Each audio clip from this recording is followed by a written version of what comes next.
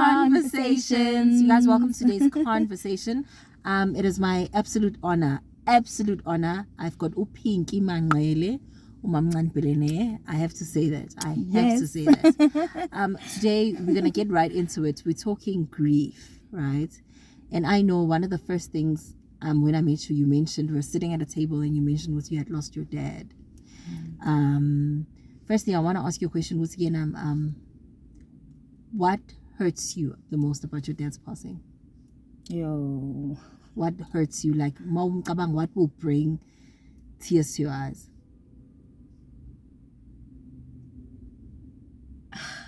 I feel like the one thing that really hurts is I was due to go home the following week. And our last conversation, I had said, Baba, like, I'm coming back, just hang in there. So he was sick? Okay. Yeah, he was sick. So I think it's just that, and not being there like for that final moment, because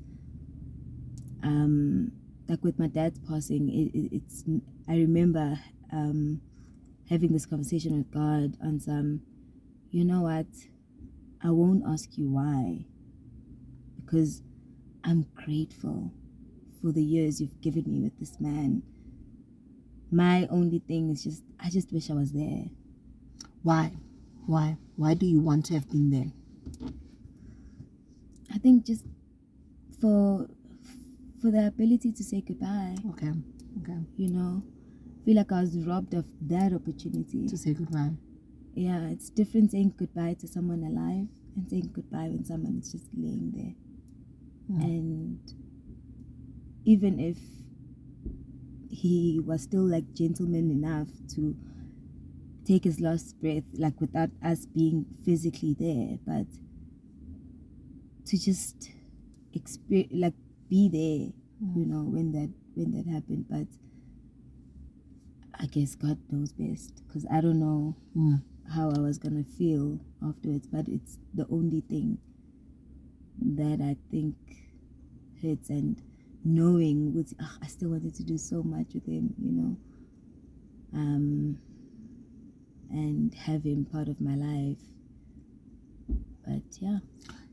Which parts of you that when you look at yourself now you go, this is my dad? Which parts of you resemble your dad? My face. Are you one of my those hands. faces? I used to dislike like my hands and my feet, and I just always felt like it's like my dad's everything. But now I embrace them. Apparently even when I smile, it's him. And yeah. And I think my heart. My father is very kind, and you can see that in.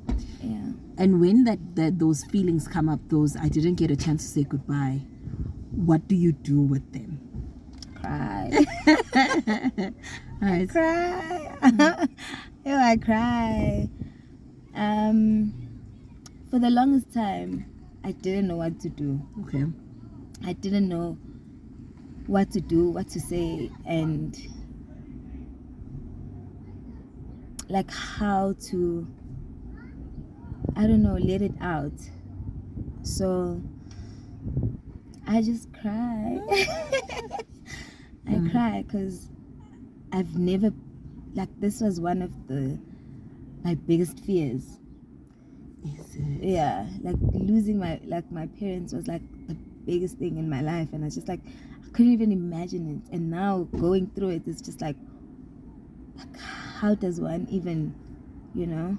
And I think that's why I entered into like a dark space, but nakona like ngaphakathi. It wasn't visible to those around me because I could mask it so well. But inside I was numb. I was like very, I think I'm still going through that process, but in a healthier way. Yeah. What is grief to you? Mangati, first day, how would you define it? What is grief to you? I think it's, for me, it's the processing and the journey of healing the loss of someone or something, and letting that go, the pain of it, and I think liberating that with love so that it's freeing as well. Ooh. Yeah, well, so I think for me it's just a process that one goes through when after losing something or someone. Because I mean, with grief, we go through it even in like relationships with people who are still alive. You know, so yeah. Because what I wanna get into is into a team, when you feel this, when you feel that I didn't get a chance to say goodbye, and you feel the darkness, how does it equal and say, oh, I felt this feeling before, and saying, do you feel it getting better with time, or no matter, do you feel it, I get used to the feeling with time, so now I know what to do with this feeling? Or is it it's not hurting as much as it used to? I think I wouldn't say it gets better with time, because there are moments that remind you and it takes you back to the pain. To the pain, right. But I think you get techniques with time to handle that pain better. So what I'm hearing you say is, it's not that it gets better with time, but with time you handle it better. Yeah. Okay. Yeah. Because there is, for me especially, like there are moments where like it's okay. Like I remember a friend of mine didn't know how to handle talking about her father around me. And I was like, no, it's okay. Like you can talk about your dad. You talk about your dad, yeah. It's not gonna make me feel some type of way. But then I remember at work having to feed a man who was now in, we'd say palliative care, which is end of life. And having those last moments with him made me say, I wish I could have had this with my dad, yeah. Yeah. So, and in that moment, I broke, you know. And so it's like different things that stimulate that feeling, and it's with time that you actually get to use those tools on some. Actually, it's okay. What are those tools? Tell me, what are those tools for people who will watch this and will go, I just lost someone and I don't know what to do with this feeling that I feel. Other people will normally feel angry at, why did this have to happen to me? Other people will feel what you feel of, I never got my chance to say goodbye, so I'm looking for this closure.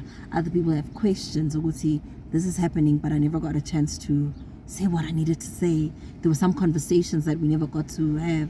Then other people will be just a real longing of, I just wish you were still here. Yeah. So what are the tools on how do we handle these feelings when they come? I think for me, the biggest thing is going through them. Like going through the emotions, going through that process, because what works for me with grief might not work for you. Got you. And that's what a lot of people tend to do. I remember even with like my mom, like a lot of people were telling her, Guti, like you need to do this or handle this like this so that you can be like this, it'll be like this, and none, like most of them hadn't lost a life partner. I get you. You know, it wasn't a real thing for them. And even if like some of them had gone through that, it wasn't the same. You know, because now even with me, like there are some people who are telling me, okay, no, like when you lose like your dad, like you need to do this and this is how you need to feel and you process like that, but it's not the same. Got you. It's not the same. Now I need to And mind you, like how other people, when they lose people that they love, some of them come with the whys. I didn't. You know, I may have felt like, why now? Got you? Yes, because in that moment, like, I still want him here. But moreover, I had the feeling of, you know what, God, there are people who actually, like, there are people who don't get the experience of having a present father. But I got to. But I got that, and for X amount of years. There are people who are abandoned, and sometimes it's not even their fault. You And know? is that a real? Is that I want to know what's that feeling. That feeling, is it a head knowledge or was it a heart thing? It's a heart thing. Okay. It's a heart thing. You can really feel. I'm grateful that I had a dad. I'm really grateful. Okay. I'm really grateful because there are a lot of things that man taught me and that I experienced through him, and even like with perspective with regards to like a lot of things and that have like men in it. Like he shaped some of those things for me. So I can't say there are set tools. Okay. To say this is how you go through it, but I feel like acknowledging that I've lost someone that I love is step number one, and you going through those emotions is step number two, which is very important because that's the most messy process ever. I was emotionally eating. I was telling you yesterday, I didn't even care what I looked like. When someone like a man approached me, I couldn't even see them, and I couldn't love. It got to a point where I didn't know what love was, even to friends. Like that feeling was like numb to me. Sure. And I had to go through that process and accept that you know, and now I'm just banking on the memories I have or had with him, you know, and it's okay. How did God show up in your grief for you? That's a funny one. Because God showed up. God loves us. And he loves me. Because I feel like God prepared me that week. I thought I was praying for my father's healing, but I was praying for my heart and my family. I was praying for strength for my mom, to like go through everything with the Baba, but I was actually praying for her strength during that mourning period, you know, because I remember the night he passed away. I was playing a healing song,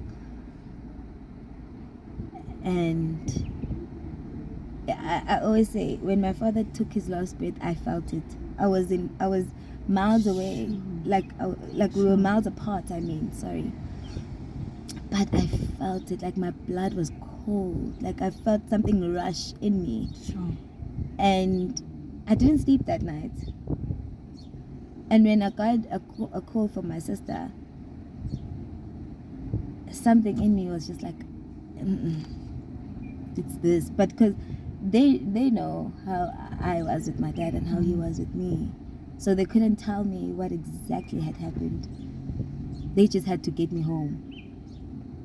And like I said, I was due to go home in the next few days. So Kandi God was just busy in that week, like equipping me and just prepping me, because as soon as I got home, yes, I broke, but I had to toughen up because the situation didn't allow me For breaking. to break. I had to be there and just be strong. So I felt like God had equipped me that week without me even noticing. So uNkulunkulu sukazi, and he always literally goes ahead of us, and I felt him personally going ahead, you know, and being with us as a family during that process, because I don't know how we made it, you know. But yeah, there's a quote I heard on grief that I thought was so brilliant, and the person said grief is love with nowhere to go, because you don't stop loving the person just because they no longer here. So now you don't know where to take where do you take this love that I still have for you? Where do I take my need for you? I need you. I need you. But then I also heard when we speak of restoration, is that we're not saying God is going to give you the person back, but God sees to it, the thing that person would have given you, you're not without that. And I think that's why a lot of people say, ever since they lost their mother, or ever since they lost whoever, they have a void. But then they end up searching for that specific love in other people, and they don't find it. And then they say we have that void because they're not allowing God to actually fill them with that love in a different form. Absolutely, because we've got to also admit and also get to a place where the whole why it's a grieving process, it is the acknowledging that I want this to be here and it's no longer. Yeah, and it hurts. And it's important, I want this to be here and it's no longer, and it can't be. So meaning so that we don't ever find ourselves looking for this thing. The whole thing of grief is I want this and it's not here, and I'm not going to find it. And it's a process, like I said. And I think when you can get to that point, it's with the acceptance. Got you. When you accept, I think, okay, this person is no longer here. You are then able to navigate through the healing process. I'm going to ask you a very hard question. I'm going to ask you a very, very, very hard question now.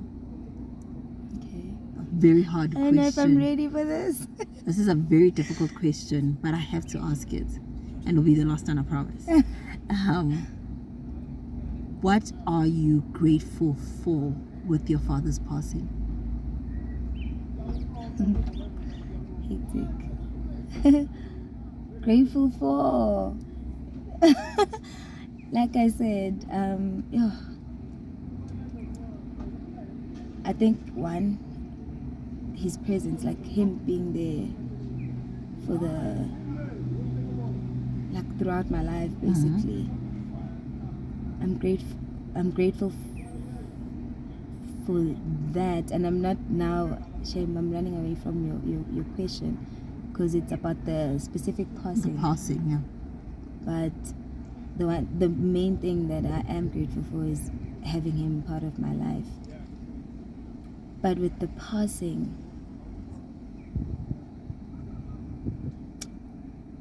I think I'm grateful I didn't lose my mom in the process as well, because that could have been another call that I had to be. I don't know if I was going to be ready for it, but it was a possibility that in that moment that could have happened as well. So I'm grateful that at least I got to keep one of them. I'm grateful that it brought us even closer as a family. It made me live in moments, you know, and I appreciate moments. I think now more than anything, I like I don't know, I like inyama. I'm marinating in moments. I don't know if you even noticed, like when we were together yesterday, I wouldn't answer the call, even if it was. Sometimes if I can see it's okay, this is important, then I can take it. But in that moment now, I just want to be in it, because I've learned that any moment can be the final moment. And not banking those moments in knowing no, I'm gonna see you tomorrow, so I'm gonna tell you tomorrow that I love you. You know, allowing myself to just be there. So I'm grateful for that, because it taught me to love now, and to do everything now, and to be in the moment now, because tomorrow might be too far too late. Got you. And the third thing,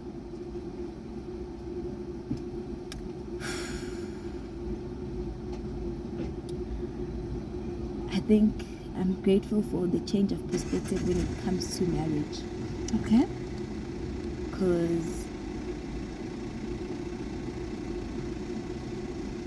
I need to also be aware that that can happen, and it can happen to me, and how to navigate through that.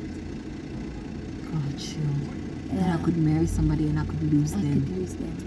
And to know, Guti, we are here for a certain amount of years, and to fulfill the purpose that God has for us. And when he sees fit that it is accomplished, then he will take us away.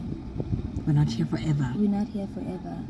And him planting us here, it was because we were fulfilling a certain need that he saw when he was creating the world, that okay, this is not complete without having so and so here to fulfill this. So once that has been fulfilled, I need to look at it in terms of okay, kushuthi uNkulunkulu ade kudalile ngaye usekufezile.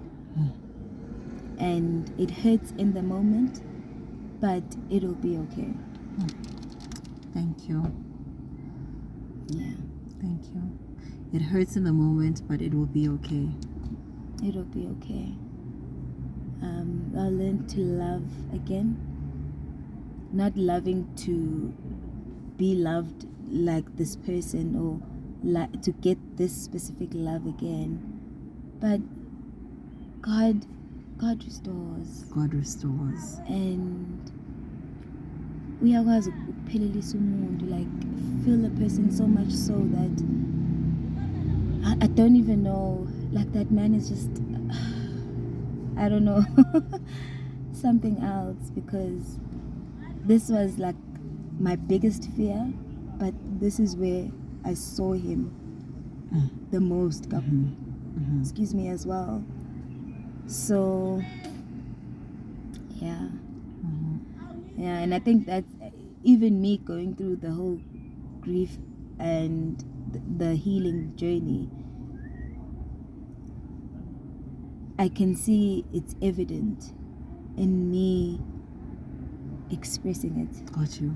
Like, even if I'm saying to you, actually, yeah, like, and I know, when I say it like in passing, but just so that you know, like, treat me kindly because I'm currently healing. You know, like me just expressing that, actually, I lost my dad, you know, just be gentle. And I think it's very brave of you, because you're asking for what you know you need right now. Yeah. People don't do that. Yeah. People don't know what they're allowed to ask, but thank you so much. Thank you. I think a lot of people will relate, and a lot of people can relate, and a lot of people don't know what's and there's no time to grieve. There is no grief is supposed to take X amount of time. There's no time you're supposed to get better after X amount of time. It's a thing. These big feelings are going to come, and there is no numbing them. There's no running away from them. But it is a going through the feelings, swimming with the big waves as they come. You're not gonna drown in them. Yes. They're not gonna kill you. They are going to hurt. They're going to hurt a lot, and they're going to bring back big questions. They're going to, you're going to wish it was different, but it's not. That's your path. That's your thing, and there's power in that thing.